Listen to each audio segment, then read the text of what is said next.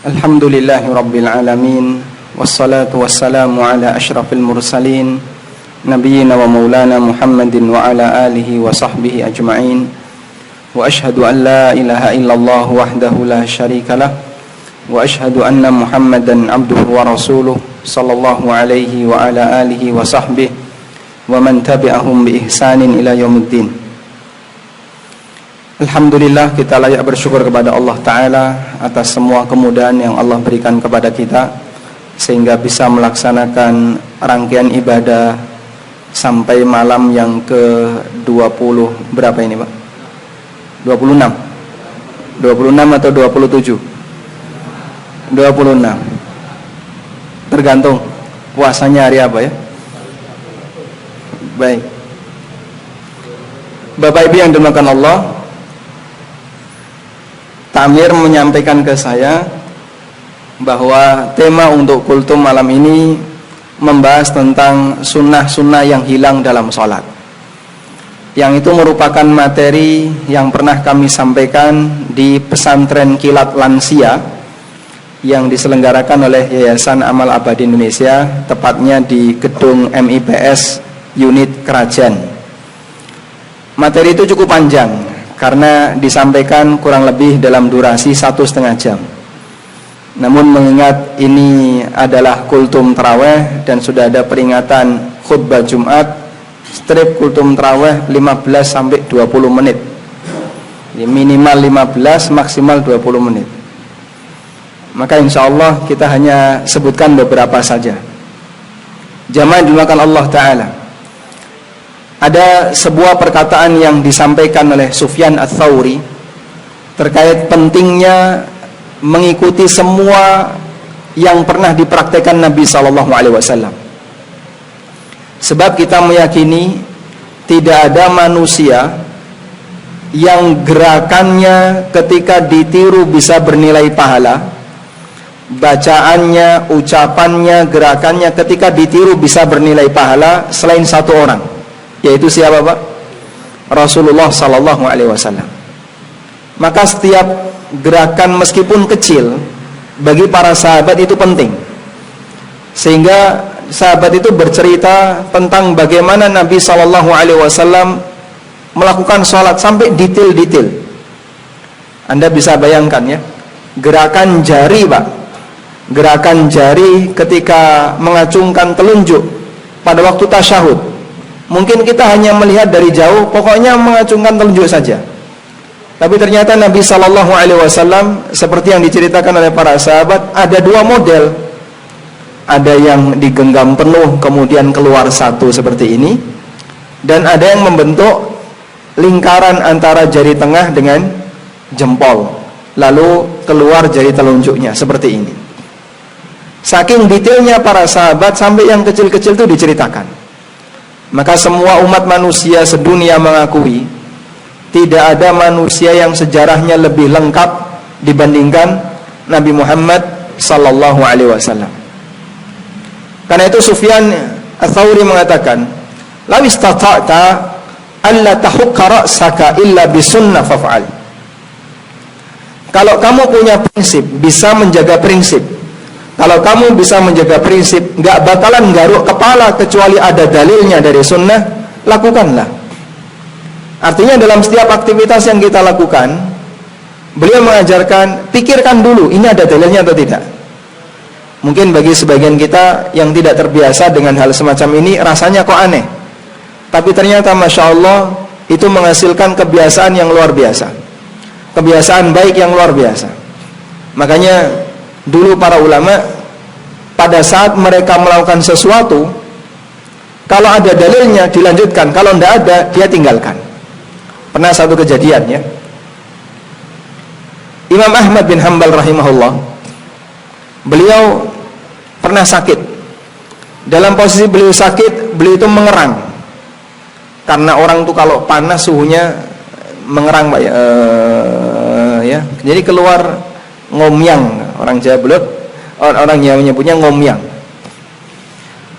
Kemudian ada salah satu orang yang menjenguk beliau dan mengingatkan, "Ya Aba Abdillah, innal malaikata wahai Abu Abdillah, wahai Imam Ahmad, innal malaikata yaktubu kulla syai'in, sesungguhnya malaikat itu mencatat segala sesuatu yang yatakallamuhu bil abdu, yang keluar dari lisan seorang hamba, hatta aninal marid, sampai ngomyangnya orang yang sedang sakit. Begitu dengar seperti ini langsung menang, beliau langsung diam. Dan itu perkataan Tawus, seorang ulama tabi'in. Seperti itulah contoh bagaimana para ulama semangat mereka dalam memperhatikan aktivitas mereka ini disesuaikan dengan semua athar dan dalil yang bisa mereka lakukan, yang bisa mereka jumpai. Selanjutnya dalam salat ada hadis yang disampaikan oleh sahabat Wa'il bin Hujr radhiyallahu anhu. Sahabat Wa'il pernah mengatakan, kana Rasulullah sallallahu alaihi wasallam yufarriju asabi'ahu. Nabi sallallahu alaihi wasallam itu merenggangkan jari-jarinya indar ruku', ketika beliau ruku', wa yadummuha indas sujud, dan beliau merapatkan jari-jarinya saat sujud. Sehingga posisi tangan ketika ruku' dan sujud itu bertolak belakang. Kalau ruku' dibuka sehingga lutut dicengkram sempurna, ketika sujud ditutup lalu diarahkan ke arah mana Pak? Ke arah kiblat. Dan Ibnu Umar menyebutkan Nabi sallallahu alaihi wasallam yu'jibuhu ayuqabbila asabi'ahu lil qiblah. Nabi sallallahu alaihi wasallam menyukai untuk menghadapkan jari-jari beliau ke arah kiblat. Baik, kemudian semangat untuk menghadapkan jari ke arah kiblat ketika salat pada waktu posisi sujud tidak hanya berlaku bagi tangan, termasuk bagi kaki. Maka karena itu kaki ketika sujud juga harus diapain? Ditekuk jarinya. Nah, biar bisa menghadap ke arah kiblat. Ditekuk biar bisa menghadap ke arah kiblat. Loro ya Pak, nek rakulino loro. Pada waktu pesantren kilat lansia kita sampaikan, memang di depan saya ini sudah lanjut usia, dan dalam menyampaikan semacam ini juga perlu banyak toleransi. Artinya begini, anak kecil itu ngalem, wong tua yang ngalem. Cuman bagi saya dalam dunia pendidikan, kadang ngalem itu ada toleransinya dan ada tidak toleransinya. Maka kami sampaikan, tolong Bapak Ibu, kita jangan terlalu memanjakan fisik selama masih mampu untuk dilakukan secara maksimal. Kapan lagi kita bisa mengamalkan ibadah dengan sempurna kalau fisik ini selalu dimanjakan? Kayak ngene lah rapopo saisane, padahal dia itu masih bisa lebih.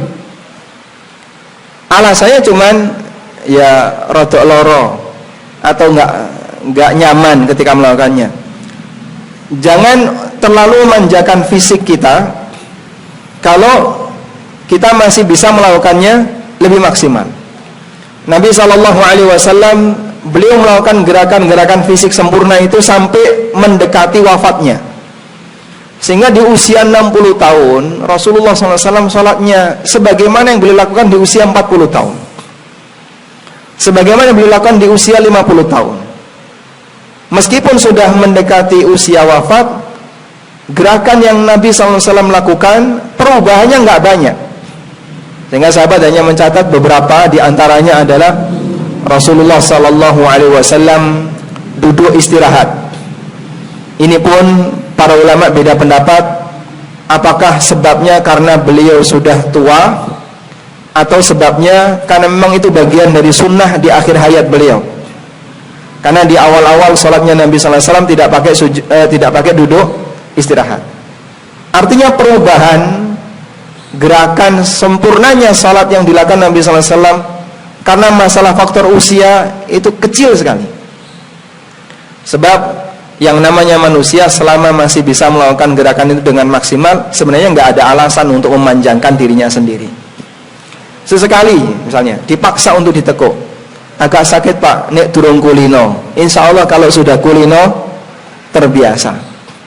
Kita melakukan gerakan semacam ini dengan sambil dilatih, dan insya Allah dari sisi kesehatan ini juga memberikan pengaruh besar Mungkin bisa ditanyakan ke Pak Dr. Zainal.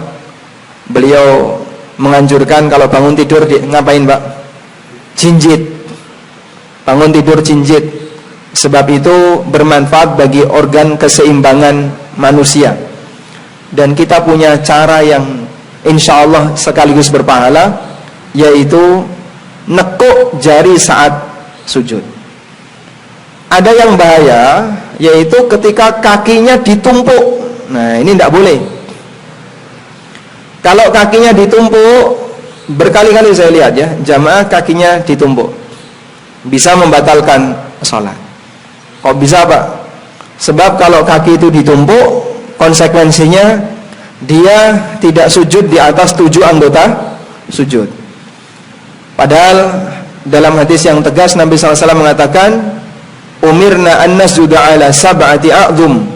Kita diperintahkan untuk sujud di atas 7 anggota badan.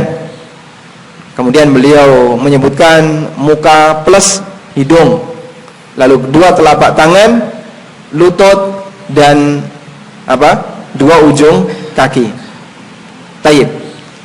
Selanjutnya jamaah dimuliakan Allah, yang penting pula untuk diperhatikan adalah masalah persiapan sholat. Itu kalau bisa kita buat lebih matang. Maksudnya di antara persiapan sholat, insya Allah kalau bapak-bapak yang sudah terbiasa sholat jamaah ke masjid dengan rapi, saya yakin semuanya pasti otomatis datang itu dengan memakai baju, peci, dan sarung ya. Ada juga yang terbiasa dengan celana, sehingga secara busana memenuhi. Cuman bagi teman-teman yang terutama mahasiswa ya, kadang persiapan semacam ini kurang maksimal. Akhirnya dia sholat kelambini saana nih, maksudnya kaosan ya. Termasuk juga diantaranya adalah persiapan menjelang, yaitu usahakan ketika kita sholat mendekat ke sutroh. Karena Rasulullah SAW perintahkan, la tusallu illa ila sutratin wal yadnu minha. Janganlah kalian sholat kecuali mendekat ke sutroh. Dan Nabi SAW dulu beliau punya sajadah kecil yang cukup untuk kepala.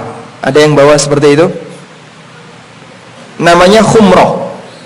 Dalam hadis yang sahih Aisyah radhiyallahu anha, hadisnya melihat Bukhari Muslim, Aisyah radhiyallahu anha pernah diperintahkan oleh Nabi SAW untuk mengambilkan khumroh di dalam masjid. Lalu Aisyah mengatakan, ya Rasulullah, inni hittu. Ya Rasulullah, saya sedang haid. Kemudian Nabi SAW mengatakan, inna haidataki laysat biyadik. Haidmu kan tidak di tangan. Haidmu itu tidak di tangan. Sehingga beliau tetap perintahkan Aisyah untuk masuk ke dalam masjid mengambilkan sajadah kecil itu. Riwayat ini menunjukkan bahwa jika sutroh itu dipahami sebagai sajadah kecil, sebagai garis sajadah, maka tentu Nabi SAW tidak akan membawa khirbah, tongkat, ketika beliau sholat di tanah lapang. Tapi beliau punya kebiasaan, kalau sholat di masjid selalu beliau berada di posisi depan. Dan ketika beliau ngimami sholat di lapangan, beliau itu membawa linggis, khirbah, tongkat kecil ya, bawa linggis, ditancap, dan beliau sholat mendekati linggis ini. Terbiasa seperti itu dalam setiap aktivitas beliau sholat di luar. Nah, ini salah satu di antara bukti bahwa Rasulullah SAW menekankan sutra itu kalau bisa punya ketinggian. Punya apa? Jadi yang bentuknya ada ketinggiannya. Sajadah kan tidak ada ketinggiannya.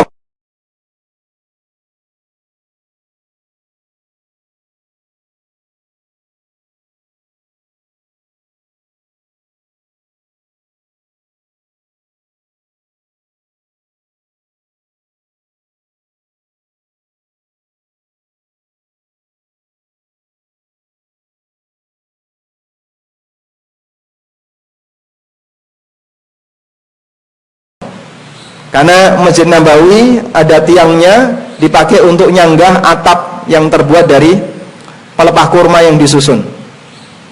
Mereka berebut untuk mendekat ke tiang masjid berupa tiang-tiang pelepah tadi, tiang-tiang penyangga pelepah. Bukti bahwasanya tradisi semacam ini sudah menjadi budaya yang dilakukan oleh orang-orang soleh pendahulu kita ketika memulai sholat. Sehingga kami minta, kalaupun bapak-bapak sholat di belakang, silahkan sah-sah saja. Namun di depannya kalau bisa pastikan ada orang yang sedang duduk, sehingga Anda bisa sholat mendekat ke sutra atau ke tiang, ya. Boleh di tiang belakang, kemudian nanti belakangnya menyusun, agar kita berusaha untuk mendekat ke sutra. Meskipun bisa jadi Anda merasa aman, di depan saya insya Allah nggak ada orang yang lewat. Cuman mengikuti perintah Nabi, wal yadnu minha, mendekatlah ke arah sutra. Wallahu ta'ala alam. Demikian yang bisa kita sampaikan. Semoga bermanfaat, dan kita memohon kepada Allah Ta'ala agar Allah mudahkan bagi kita untuk selalu menyesuaikan diri dengan aturan dalam setiap kegiatan ibadah yang kita laksanakan. Dengan demikian kita berharap semoga pahalanya semakin maksimal.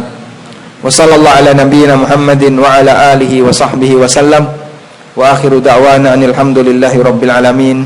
Wassalamualaikum warahmatullahi wabarakatuh.